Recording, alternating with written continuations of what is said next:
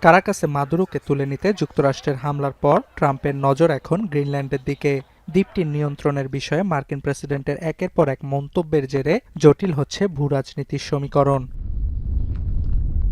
তবে হঠাৎ করে গ্রিনল্যান্ড দখলে ট্রাম্পের মরিয়া হয়ে ওঠার পেছনে কলকাঠি নাড়ছেন কে, তা নিয়ে তৈরি হয়েছে প্রশ্ন। বৃহস্পতিবার ব্রিটিশ গণমাধ্যম গার্ডিয়ানের প্রতিবেদনে উঠে আসে রোনাল্ড লাউডার নামে এক প্রসাধনী ব্যবসায়ীর নাম।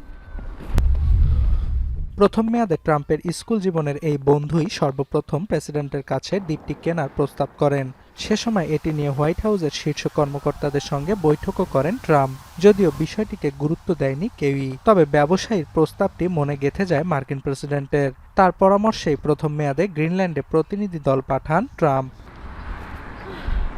কিন্তু কেন ট্রাম্পকে এই প্রস্তাব দেন লাউডার? এতে তার ফায়দাই বা কি? বিভিন্ন আন্তর্জাতিক গণমাধ্যমের খবর, মূলত তিনটি কারণে গ্রিনল্যান্ডের দখল চান ট্রাম্প ও তার বন্ধু।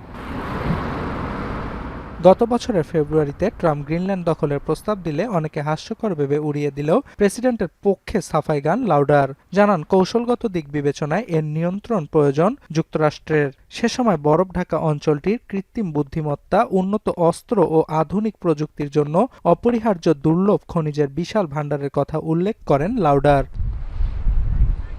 ট্রাম্পকে শুধু প্রস্তাব দিয়েই থেমে থাকেননি লাউডার। সাম্প্রতিক বছরগুলোতে আর্কটিক অঞ্চলটিতে বিনিয়োগ করেছেন তিনি। ডেনমার্কের গণমাধ্যমের খবর, সাম্প্রতিক মাসগুলোতে গ্রিনল্যান্ডে বিনিয়োগ বাড়িয়েছে নিউ ইয়র্ক ভিত্তিক একটি কোম্পানি। এর মধ্যে যুক্ত আছেন লাউডার।